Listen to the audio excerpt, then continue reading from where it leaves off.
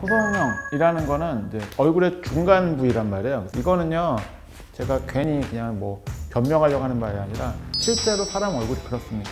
가만히 보면은 분명히 조금 휘어 보인다라는 느낌 정도는 다 있다고 제가 말씀드려요. 무난한 대칭이라고 말씀드려요.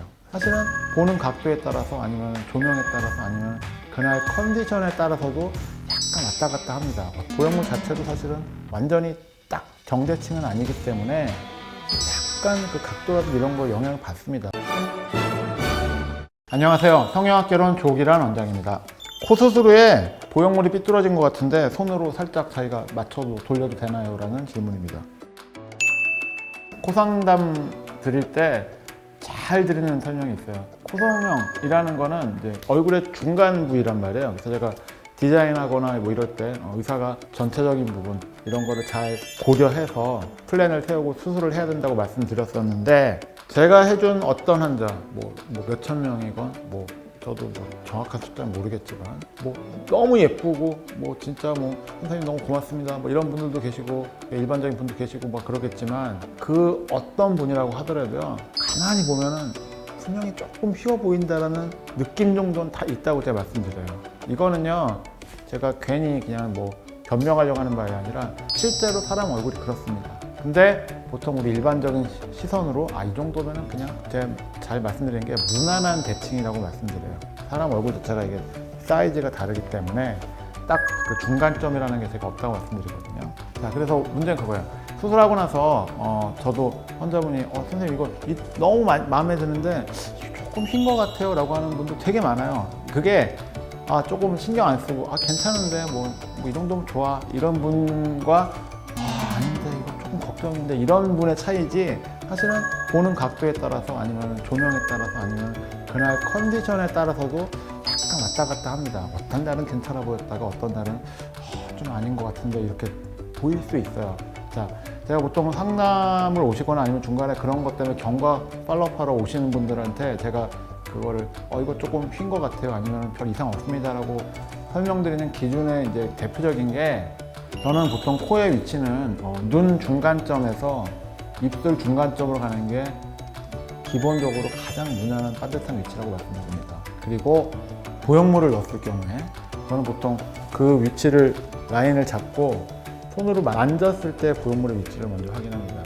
이게 왜 그러냐면요, 코의 좌우 이렇게 경사가 틀리고 높이가 틀리고 보형물 자체도 사실은 완전히 딱 정대칭은 아니기 때문에 약간 그 각도라도 이런 거 영향을 받습니다. 그래서 이게 무조건 안 삐뚤어졌어요, 반듯해요 라고 말씀드린 게 아니라 보형물 위치가 제가 디자인했던 그 위치에 그대로 들어가서 만져지고 있다고 하면, 특히 초반에 아직 부종이 덜 빠진 몇 달째, 6개월째라도 마찬가지예요.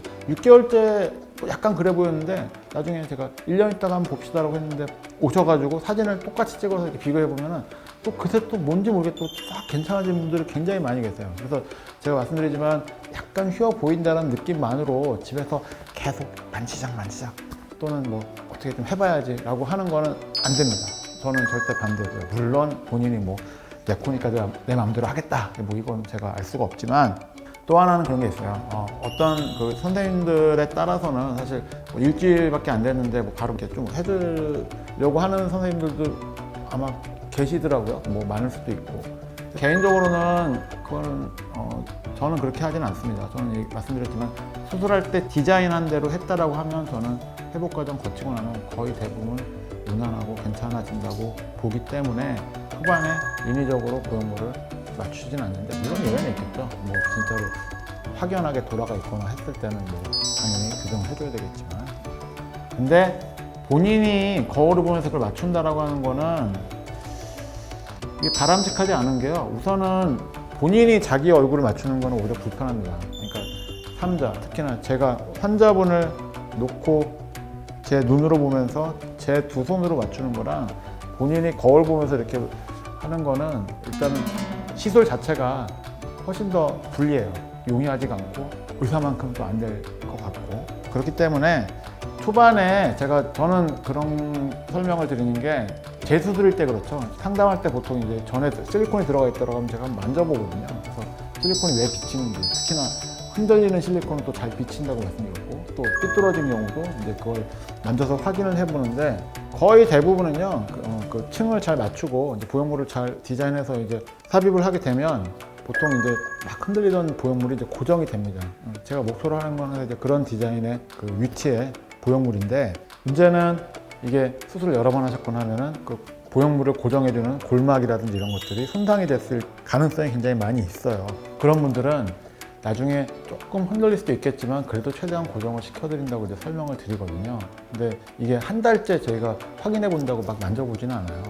이게 완전히 이제 안정화가 되고 하는 건 사실 그 이상 시간이 굉장히 많이 걸리기 때문에 캡슐이 확실하게 형성이 되고 옆에 조직하고 이제 어느 정도 구조가 확고해질 때까지는 건드리지 않는 게 좋습니다. 이게 그 전에 만지게 되면 어떻게 되느냐, 뭐 개인차가 있을 수는 있겠지만 이제 그 고정이 되는 캡슐이라든지 이런 골막의 그 구조가 이렇게 잘 완성이 되지 않은 상태에서 만지게 되면은 이게 또 나중에 시간이 가더라도 좀 많이 흔들릴 가능성이 많아집니다.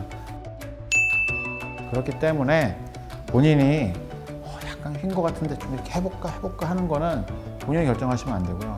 매번 말씀드리지만 수술한 선생님한테 물어보는 게 이 세상에서 제일 그래도 정확한 바람직한 길이니까 혼자서 거울 보면서 그런 보형물을 움직이거나 만지는 거는 하지 않으시기를 꼭 부탁 말씀드리겠습니다. 감사합니다. 지금까지 성형학개론 조기련 원장이었습니다.